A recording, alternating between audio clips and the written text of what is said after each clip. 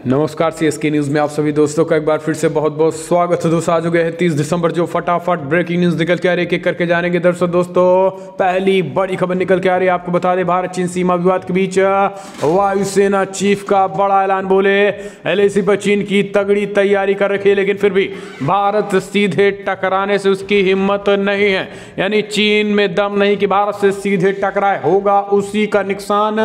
भारतीय सेनाएं ऊंचाई वाली क्षेत्रों पर हैं कब्जा। जी हां, बड़ी खबर, वायुसेना चीफ का बड़ा ऐलान चीन के खिलाफ। दूसरी बड़ी अपडेट निकल के आया, फिलहाल भारत से फिर मुंह की खाएगा पाकिस्तान। बासमती चावल के लिए चल रहा मुकदमा, ये बड़ी खबर निकल के आ रही है। जी हां, इसके बारे में आपको बताएंगे, होने वाली है सुनवाई।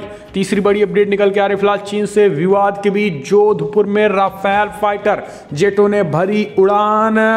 चीन के खिलाफ फ्रांस और भारत ने किया आर पार का ऐलान। जी ये भी आपको बताएंगे। इस बीच चौथी बड़ी अपडेट निकल के आ रही है, फिलहाल गोरखपुर खुफिया एजेंसी अलर्ट, नेपाल बॉर्डर पर मदरसों की गतिविधियां और आय की होगी जांच। जी हां, ये बड़ी अपडेट निकल के आ रही है।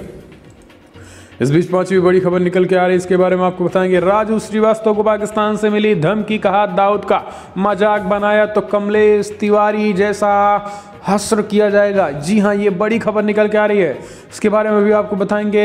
इस बीच अफगानिस्तान में आतंकवाद को बढ़ावा दे रहे चीन, अफगान बलों ने चीनी खुफी नेटवर्क का किया पर्दाफाश। आपको बता दें कि आतंकवाद का बढ़ावा चाहे भारत हो या फिर अफगानिस्तान, चीन लगातार अब आतंकियों के जरिए अपने दुश्मन देशों को कमजोर करने की कोशिश कर रहा है। तो ये भी आपको बताएंगे, सब कुछ खबरें एक एक करके आपको विस्तार से बताएंगे। लेकिन उससे पहले अगर आप भी प्रधानमंत्री मोदी के नेतृत्व पर पूर्णतः भरोसा करते हैं तो इस वीडियो को लाइक करके इस देश की गौरवशाली इंडियन आर्मी के लिए जय हिंद लिखना मत भूलेगा। दोस्तों पहली बड़ी खबर निकल के आ रही है, आपको बता दें फिलहाल भारत से फिर मुंह की खाएगा पाकिस्तान। बासमती चावल के लिए चल रहा मुकदमा, होने वाली सुनवाई। भारत द्वारा बासमती को अपने उत्पादन के रूप में पंजीकृत कराने के लिए पाकिस्तान यूरोपीय संघ में मुकदमा लड़ रहा है, लेकिन उसको यहां अभी तक बासमती एक स्थानीय उत्पाद के रूप में पंजीकृत नहीं है। एक मीडिया रिपोर्ट में यह जानकारी दी गई है। कानून के मुताबिक अंतर्राष्ट्रीय बाजार में किसी उत्पादन का पंजीकरण कराने से पहले उसे देश के भौगोलिक संकेतन जीआई कानून के तहत संरक्षित किया जाना चाहिए। समाचार पत्र द डॉन ने बताया कि फिलहाल पाकिस्तान में इस साल मार्च में लागू हुए भौगोलिक संकेतक पंजीकरण और संरक्षण नियम 2020 में से कोई नियम नहीं है और बासमती अभी तक पाकिस्तान के एक संरक्षित उत्पाद भी नहीं है। पाकिस्तान में एक चावल निर्यातक ने डॉन को बताया कि फिलहाल विशेष रूप से पाकिस्तान के चावल निर्यातक संघ जीआई टैग कानूनों को बनाने के लिए 2000 से आग्रह कर रहा है। आपको बता दें कि बासमती चावल अपने होना का दावा पाकिस्तान करता है, जबकि भारत ने कहा है कि बासमती चावल का जो टैग है वो भारत को मिलेगा, क्योंकि भारत में बड़े पैमाने पर बासमती चावल होते हैं और जिसका मुकदमा यूरोपीय यूनियन में चल रहा है। तो इसमें भी पाकिस्तान के हारने के पूरे संकेत हैं। हम चलते हैं अपडेट। फिलहाल वायुसेना चीफ ने कहा लद्दाख में हमारी तैयारियां पूरी, चीन टकराने की सिचुएशन में मिलेगा मुंहतोड़ और करारा जवाब। एलएसी पे चीन बढ़ा रहा है सैन्य सामान। इस साल मई में भारत और चीन के बीच शुरू हुए तनाव अभी भी थमा नहीं है। चीन से निपटने के लिए भारत आर्थिक पाबंदियों के बाद पश्चिमी और पूर्वी सीमा पर हर चुनौती से निपटने के लिए रणनीति बना रहा है। इस बीच एयरफोर्स चीफ आरकेएस भदौरिया ने भी चीन को साफ चेतावनी देते हुए आगाह किया है कि भारत चीन के बीच सीधा टकराव चीन के लिए नुकसानदेह ही होगा। भारतीय सेनाएं ऊंचाई वाली क्षेत्रों में जा बैठी हैं। इसके साथ उन्होंने कहा है कि फिलहाल लद्दाख में हमारी तैयारी पूरी है। चीन हो या पाकिस्तान, दोनों मोर्चे पे निपटने के लिए दुश्मन देशों से भारतीय सेनाएं पूरी तरीके से अलर्ट, तत्पर और तैयार है। इसलिए चीन को मुंहतोड़ और करारा जवाब मिलेगा। तो आर पार की सिचुएशन में वायुसेना चीफ ने बड़ा ऐलान कर दिया है। हम चलते हैं अपडेट। फिलहाल चीन से विवाद के बीच जोधपुर के आसमान में उड़ान भरेंगे भारत और फ्रांस के राफेल विमान। जी हाँ, आपको बता दें कि फिलहाल चीन के साथ सीमा विवाद के बीच भारत और फ्रांस के राफेल विमान अगले साल जनवरी में जोधपुर में वार गेम्स का हिस्सा बनेंगे। इस अभ्यास को स्काईरास नाम दिया गया है। ये युद्ध खेल अगले साल जनवरी के तीसरे सप्ताह में आयोजित किए जाएंगे। समाचार एजेंसी एएनआई के अनुसार सरकारी सूत्रों ने बताया है कि फिलहाल फ्रांस की एयरफोर्स के राफेल लड़ाकू विमान स्काईरास के लिए जोधपुर आएंगे। ये भारतीय वायुसेना की 17वीं स्क्वाड्रन के राफेल विमान और सुखोई 30 MKM विमानों के साथ उड़ान भरेंगे। आपको बता दें कि फिलहाल चीन के खिलाफ फ्रांस और भारत का एकजुट और राफेल विमानों का युद्धाभ्यास चीन के लिए मुसीबत खड़ी कर सकता है। हम चलते हैं अपडेट। फिलहाल बड़ी अपडेट निकल के आ रही है। आपको बता दें गोरखपुर खुफिया एजेंसी अलर्ट है, नेपाल बॉर्डर पर मदरसों की गतिविधियों पर और आय की होगी जांच। जी हां, दरअसल भारत नेपाल बॉर्डर पर सुरक्षा को लेकर खुफिया एजेंसियां और पुलिस विभाग पूरी तरीके से अलर्ट है। बॉर्डर पर संदिग्ध गतिविधियों के साथ 300 से अधिक मदरसों के अस्तित्व और उनके क्रियाकलापों पर भी खुफिया और एजेंसियों की नज़र है। बॉर्डर के पास अचानक अस्तित्व में आए इन मदरसों और मस्जिदों की ज़रूरत है और उनके आय के स्रोत का आधार पता नहीं होने से खुफिया एजेंसियों के कान खड़े हो गए हैं। ऐसे में अब इनकी हर तरीके से जांच की जा रही है। गोरखपुर के एडीजी जोन दावा शेरपा ने बताया है कि फिलहाल भारत नेपाल अंतर्राष्ट्रीय बॉर्डर अति संवेदनशील है। उन्होंने बताया है कि फिलहाल खुली सीमा होने की वजह से ये और अधिक संवेदनशील है। जहाँ तक बॉर्डर किनारे मरे मदरसों का सवाल है, कई ऐसे भवन और शैक्षणिक संस्थान के रूप में बनाए गए हैं। प्रथम दृष्टया देखने पर ऐसा प्रतीत होता है कि वहाँ के जो लोग हैं उनके आर्थिक आय का स्रोत काफ़ी अधिक बढ़ गया है। ऐसे में उसकी जांच और तलाशी की जाएगी। हम चलते हैं अपडेट। पीएम मोदी के बुलावे पर भारत आएंगे कतर के अमीर शेख तमीम जयशंकर ने की मुलाकात। दरअसल विदेश मंत्री एस जयशंकर ने सोमवार को कतर के अमीर शेख तमीम बिन अहमद अल थानी से मुलाकात की है। इन दोनों देशों के बीच आर्थिक एवं सुरक्षा सहयोग मजबूत करने पर चर्चा की गई है। जयशंकर रविवार को 2 दिवसीय दौरे पर दोहा पहुंचे, जो विदेश मंत्री के तौर पर उनकी पहली खाड़ी यात्रा है। उन्होंने प्रधानमंत्री मोदी का व्यक्तिगत संदेश शेख तमीम को सौंपा है।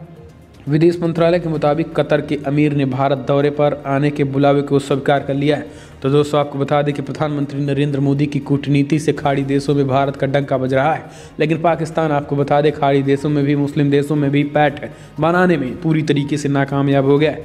भारत की पहली बड़ी कूटनीतिक जीत यही है कि खाड़ी देशों में भारत का डंका बजना और पाकिस्तान के खिलाफ जो रणनीति चल रही है, पाकिस्तान को दुनिया भर में अलग थलग करने की, उस पाकिस्तान बखूबी हो रहा है और भारत पूरी तरीके से एक जीत की तरफ हम कह सकते हैं कि बढ़ रहा है। जिस तरीके से भारत खाड़ी देशों में डंका बज रहा है। हम चलते हैं अपडेट लेते हैं। फिलहाल राजू श्रीवास्तव को पाकिस्तान से मिली धमकी, कहा दाऊद का मजाक बनाया तो कमलेश तिवारी जैसा हश्र होगा। हास्य अभिनेता और उत्तर प्रदेश फिल्म विकास परिषद के चेयरमैन राजू श्रीवास्तव को एक बार फिर पाकिस्तान से धमकी मिली है। इस बार यह धमकी राजू के सहयोगी बरना निवासी अजय सक्सेना के मोबाइल पर पाकिस्तान के नंबर से आई हैं। इसमें धमकाने वालों ने कहा है कि फिलहाल राजू को बोल देना कि दाऊद के नाम पर जोक बनाना बंद करे, पाकिस्तान के प्रधानमंत्री इमरान खान को भी बदनाम करना छोड़ दे और पाकिस्तान के नाम पर मजाक बनाना बंद करे, नहीं तो वहीं हश्र करूंगा जो लखनऊ में कमलेश तिवारी का हुआ था। हिंदूवादी नेता कमलेश को पिछले साल हत्या कर दी गई थी। राजू ने बताया है कि इस मामले में उन्होंने कानपुर के बर्रा थाने में रिपोर्ट दर्ज कराई है। इसके साथ ही कानपुर के वरिष्ठ पुलिस अधीक्षक डीआईजी डॉक्टर प्रीतिविंदर सिंह को भी फ़ोन करके जानकारी दे दी गई है। ये बड़ी खबर। हम चलते हैं अगले अपडेट लेते हैं। बलूचिस्तान लिबरेशन आर्मी ने ही पाकिस्तानी सैनिकों की थी हत्या, हथियार भी छीने थे, वर्दियां तक उतार दी गई थी। जी हाँ, ये बड़ी खबर निकल के आ रही है। पाकिस्तान के बलूचिस्तान प्रांत के हरनाई में स्थित फ्रंटियर कोर के सारी पोस्ट पर हुए भीषण हमले की जिम्मेदारी विद्रोही गुट बलूचिस्तान लिबरेशन आर्मी ने ली है।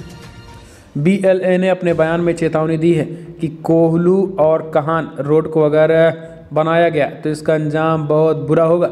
बलूच संगठन ने कहा है कि फिलहाल इस रोड को बलूचों के राष्ट्रीय हित के खिलाफ पाकिस्तान के पंजाबी बना रहे हैं और उन्हें पाकिस्तानी सेना संरक्षण दे रही है।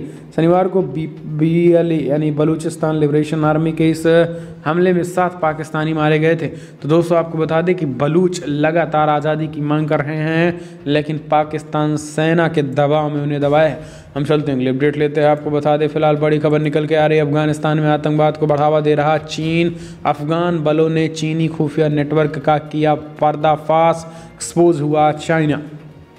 अफगानिस्तान में चीन की एक करतूत सामने आई है। वो आतंकवाद को बढ़ावा देने वाले कृत्य में लिप्त पाया गया है। अफगान बलों ने देश में गत 6 माह से सक्रिय चीनी खुफिया नेटवर्क का पर्दाफाश किया है।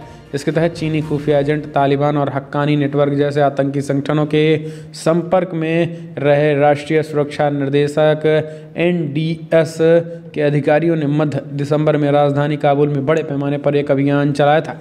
नतीजन करीब 10 चीनी खुफिया एजेंट भी पकड़े गए थे। अफगान सुरक्षा बलों के अनुसार एनडीएस उन एजेंटों के नेटवर्क का सफाया कर रहा जो चाइना कम्युनिस्ट पार्टी सीसीपी के हितों को बढ़ावा देने के लिए कई महीनों से सक्रिय हैं। वे क्षेत्र में चीन के प्रभाव को बढ़ाने के लिए काम कर रहे हैं। ये बड़ी खबर निकल के आ रही है। अफगानिस्तान ने शिकंजा कसा है। हम चलते हैं, अगले अपडेट लेते हैं। असम में अमित शाह ने जाते जाते किया कांग्रेस को झटका। बीजेपी में गए पार्टी के 2 कद्दावर विधायक। जी हाँ, असम में कांग्रेस के 2 विधायक और बोडो संगठन के एक वरिष्ठ नेता विधानसभा चुनाव में कुछ महीने पहले ही मंगलवार को बीजेपी में शामिल हो गए हैं। असम के पूर्व पीडब्ल्यूडी मंत्री और गोलाघाट के कांग्रेस विधायक अंजता नियोम, कांग्रेस के लखीमपुर विधायक राजदीप गोवाला को बोडोलैंड पीपल्स फ्रंट के नेता बोलेंद्र मुसाहरी, बीजेपी प्रदेश अध्यक्ष रणजीत कुमार दास और मंत्री हेमंत विश्व शर्मा की उपस्थिति में सत्ताधारी में दल बीजेपी में शामिल हो गए हैं। तो ये बड़ा झटका लगा। हम चलते हैं, अगले अपडेट लेते हैं। फिलहाल राम मंदिर की रैली पे इंदौर में चले ईंट पत्थर। 4 दिन पहले उज्जैन में भी हुआ था हमला, तो जिहादियों के घर ढहाए गए थे और आज एक बार फिर से जय श्री राम मस्जिद के सामने बोलने से ये हमला किया गया। अब आप समझ सकते हैं, जय श्री राम भी ना बोला जाए। जय श्री राम की रैली में मध्य प्रदेश के इंदौर में राम मंदिर की रैली को लेकर बवाल होने की खबर है। बताया जा रहा है कि यहाँ राम मंदिर को लेकर एक रैली निकाली जा रही थी, जिस पर कुछ लोगों ने पथराव कर दिया है। इस घटना में 12 से 15 लोगों की घायल होने की खबर है। मामले की जानकारी मिलने के बाद पुलिस मौके पर पहुंच गई है। इसके साथ ही इलाकों में फोर्स तैनात कर दी गई है। गौरतलब है कि 26 दिसंबर को उज्जैन में भी राम मंदिरों को लेकर निकाली गई रैली पर हमला किया गया था। इस बीच आपको बता दें कि जानकारी के मुताबिक राम मंदिर को लेकर धन संग्रह अभियान शुरू किया गया था। इसके मद्देनजर इंदौर में रैली निकाली गई है, लेकिन पथराव हो गया है। हालांकि आपको बता दें, उप गृह मंत्री नरोत्तम मिश्र ने कहा है कि ऐसे जिहादियों को शिकंजा कसा जाएगा, उनके खिलाफ कड़ी कार्रवाई की जाएगी। जो भी इस पथराव में शामिल हैं उनके खिलाफ कड़ी कार्रवाई की जाएगी। तो ये बड़ी अपडेट निकल के आ रही है। हम चलते हैं, अगले अपडेट लेते हैं। आपको बता दें, कोरोना वायरस के नए स्ट्रेन का खतरा। मुंबई में 15 जनवरी तक बंद रहेंगे सभी स्कूल। जी हाँ, दरअसल कोरोना वायरस के नए प्रकार के सामने आने के बाद 15 जनवरी तक मुंबई के सभी स्कूलों को बंद रखने का फैसला कर दिया गया है। इससे पहले सिर्फ 31 दिसंबर तक स्कूल बंद करने का फैसला बीएमसी कमिश्नर ने लिया था।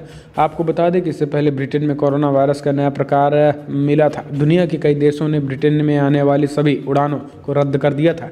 देश में जारी कोरोना के नए संकट के बीच कई राज्यों ने नए साल में स्कूलों को खोलने का निर्णय किया, तो वहीं कुछ राज्य एहतियातन के तौर पर स्कूलों को बंद रखने का ऐलान किया है। हम चलते हैं, अपडेट लेते हैं। बड़ी खबर निकल के आ रही। साक्षी महाराज का राकेश टिकैत पर बड़ा हमला। कहा ये डकैत है, राजनीति की वजह से उलझुल बयान दे रहा है। दरअसल बीजेपी के सांसद साक्षी महाराज ने भारतीय किसान यूनियन बीकेयू के राष्ट्रीय प्रवक्ता राकेश टिकैत के वायरल वीडियो को लेकर पूछे गए सवाल पर उन्होंने कहा है कि फिलहाल किसी की आस्था के साथ खिलवाड़ नहीं होना चाहिए। उन्होंने कहा है कि आप हिंदू मत रहिए, किसी और धर्म में चले जाइए, कौन रोकता है उन्हें। राकेश टिकैत के वायरल वीडियो को लेकर उन्होंने कहा है कि हाथी जब निकलता है तो कुछ लोग भौंकते रहते हैं। बीजेपी सांसद यही नहीं रुके। उन्होंने कहा है कि राकेश टिकैत किसान नहीं बल्कि एक डकैत है, डकैत, और वो नेता राजनीतिक रूप से वो पूरी तरीके से नेता है और कांग्रेस के इशारे पर सब कुछ कर रहा है। हम चलते हैं, अपडेट लेते हैं। आपको बता दें, फिलहाल पूर्वी दिल्ली दंगा मामला। ईडी ने पूर्व पार्षद ताहिर हुसैन को आरोप पत्र की प्रतियां सौंपी। अगली सुनवाई 5 जनवरी को। जी हां, पूर्वी दिल्ली दंगे के मामले में आरोपी ताहिर हुसैन को धन शोधन मामले में दाखिल आरोप पत्र की प्रति मुहैया करा दी गई है। प्रवर्तन निर्देशालय ईडी ने अदालत को यह जानकारी दी है। अतिरिक्त सत्र न्यायाधीश अमिताभ रावत ने अब आरोप तय करने के मुद्दे पर सुनवाई 5 जनवरी तक तय कर दी है। ईडी ने इस मामले में ताहिर हुसैन और अमित गुप्ता को आरोपी बनाया है। ईडी ने 16 अक्टूबर को आरोप पत्र दायर किया था। हम चलते हैं, अपडेट लेते हैं। आपको बता दें, फिलहाल बड़ी खबर निकल के आ रही है। असदुद्दीन ओवैसी की पार्टी एआईएमआईएम ने यूपी विधानसभा चुनाव के लिए उम्मीदवार का नाम का ऐलान कर दिया है। जी हां, पहले उम्मीदवार। दरअसल ऑल इंडिया मजलिस-ए-इत्तेहादुल मुस्लिमीन एआईएमआईएम ने यूपी विधानसभा के लिए अपना पहला उम्मीदवार घोषित कर दिया है। यहाँ विधानसभा चुनाव 2022 की शुरुआत में होने वाले हैं। पार्टी ने अन्य दलों के साथ अपने गठबंधन की औपचारिक घोषणा की प्रतीक्षा किए बिना ही पहले उम्मीदवार का नाम की घोषणा कर दिया है। पार्टी ने बलरामपुर जिले की आपको बता दें बलरामपुर जिले की विधानसभा सीट से ही डॉक्टर अब्दुल मन्नान को प्रत्याशी बनाया है। मन्नान पीस पार्टी में पहले थे और अब वो AIMIM का दामन थाम चुके हैं। तो दोस्तों ये यूपी विधानसभा चुनाव में ओवैसी ने चुनाव लड़ने का इशारे दे दिए हैं। हम चलते हैं अगली अपडेट। राम मंदिर ट्रस्ट ने सार्वजनिक किया 70 एकड़ का मानचित्र, फेसबुक पर पोस्ट किया 36 पेज का प्रारूप। जी हाँ, श्री राम जन्मभूमि तीर्थ क्षेत्र ट्रस्ट ने राम मंदिर के 70 एकड़ का मानचित्र सार्वजनिक कर दिया है। ट्रस्ट के महासचिव चंपत राय ने अपने फेसबुक पेज पर 36 पेज के मानचित्र को जारी कर मुख्य मंदिर सहित मंदिर परिसर में होने वाले अन्य प्रकल्पों के निर्माण की विस्तृत जानकारी दे दी है। राम मंदिर निर्माण में करीब 1100 करोड़ रुपए के खर्च का अनुमान लगाया जा रहा है। चंपत राय ने राम मंदिर निर्माण को महाअनुष्ठान घोषित कर दिया है, जिसके प्रथम प्रारूप को निर्माण एवं विकास में जिसके तहत मुख्य मंदिर परिसर तीर्थ क्षेत्र परिषद का विकास भी शामिल है। हम चलते हैं अगली अपडेट लेते हैं। आपको बता दें फिलहाल बड़ी खबर निकल के आ रही है, बढ़ सकती है ब्रिटेन से भारत आने वाली फ्लाइट्स पर लगी अस्थायी रोक। हरदीप सिंह पुरी का बड़ा बयान। जी हाँ, भारत के नागरिक उड्डयन मंत्री हरदीप सिंह पुरी ने मंगलवार को कहा कि कोरोना वायरस के नए स्ट्रेन को रोकने के ब्रिटेन की उड़ानों पर लगाए गए प्रतिबंध बढ़ाए जा सकते हैं। हरदीप सिंह पुरी ने संवाददाताओं से कहा है कि फिलहाल मैं अस्थायी निलंबन में एक मामूली विस्तार की उम्मीद करता हूँ। मुझे उम्मीद नहीं है कि यह विस्तार लंबा या निश्चित होगा। नागरिक उड्डयन मंत्रालय ने पिछले सप्ताह 23 दिसंबर से ब्रिटेन में भारत आने वाली सभी उड़ानों को अस्थायी रूप से रोकने की घोषणा की थी। उड़ान पर प्रतिबंध 31 दिसंबर से लागू है। हम चलते हैं अगली अपडेट लेते हैं। फिलहाल दोस्तों बड़ी खबर निकल के आ रही है, आज किसानों के मसले पे मंत्रियों की बैठक खत्म, सरकार को हल निकालने का भरोसा। ये बड़ी खबर आपको बता दें कि आज किसान संगठनों के साथ केंद्र सरकार की बैठक हो रही है। लेकिन इस बीच आपको बता दें कि केंद्र सरकार से बातचीत से पहले गृह मंत्री अमित शाह से केंद्रीय कृषि मंत्री नरेंद्र सिंह तोमर, रेल मंत्री पीयूष गोयल, वित्त मंत्री निर्मला सीतारमण, कैबिनेट सेक्रेटरी राजीव गौबा सहित गृह मंत्रालय और कृषि मंत्रालय के वरिष्ठ अधिकारी, वरिष्ठ मंत्री और नेता भी मौजूद थे। तो दोस्तों ये बड़ी खबर आपको बता दें कि कल ये बैठक हुई थी। लेकिन इस बीच किसानों की जो मांग है कि तीनों कृषि कानूनों को रद्द किया जाए। सभी किसानों और कृषि वस्तुओं के लिए राष्ट्रीय किसान आयोग द्वारा सुझाए लाभदायक MSP पर खरीद की कानून गारंटी देने की प्रक्रिया और प्रावधान तय किए जाएं। ये बड़ी खबर निकल के आ रही है। ये मांग की जा रही है। बातचीत से पहले संयुक्त किसान मोर्चा ने मांग की है, यानी तीनों कृषि कानून रद्द करने के किसान अभी भी मांग कर रहा है। अब देखने की बात होती है कि सरकार क्या भरोसा दे पाती है। हम चलते हैं अगली अपडेट लेते हैं। आपको बता दें फिलहाल बड़ी खबर निकल के आ रही है, पंचायत चुनाव की तैयारियों में जुटी बीजेपी। राधा मोहन सिंह बोले PM मोदी देवता हैं किसान, PM मोदी के लिए देवता हैं किसान, कभी भी किसानों का हित नहीं सोच सकते हैं। दरअसल यूपी त्रिस्तरीय पंचायत चुनाव को लेकर बीजेपी यूपी की प्रभारी पूर्व केंद्रीय मंत्री राधा मोहन सिंह ने मंगलवार को लखनऊ में बैठक की। राष्ट्रीय उपाध्यक्ष प्रदेश प्रभारी राधा मोहन सिंह ने बैठक में मतदाता पुनरीक्षण के कार्य को सर्वोच्च प्राथमिकता दी है। उन्होंने कहा है कि इसकी चिंता पंचायत चुनाव में लगी कोर टीम को करनी चाहिए। उन्होंने कहा है कि समृद्ध ग्राम से ही समृद्ध राष्ट्र की परिकल्पना को साकार रूप दिया जा सकता है। ग्राम स्वावलंबन से आत्मनिर्भर भारत का मोदी जी का सपना साकार होगा। ये बड़ी खबर निकल के आ रही है। तो दोस्तों फिलहाल बिग ब्रेकिंग न्यूज़ में इतना ही। लेकिन अगर आपको वीडियो पसंद आया तो लाइक करें, शेयर करें, कमेंट के माध्यम से आप अपनी राय देना ना भूलें। इस वीडियो इतना ही। जय हिंद, वंदे मातरम।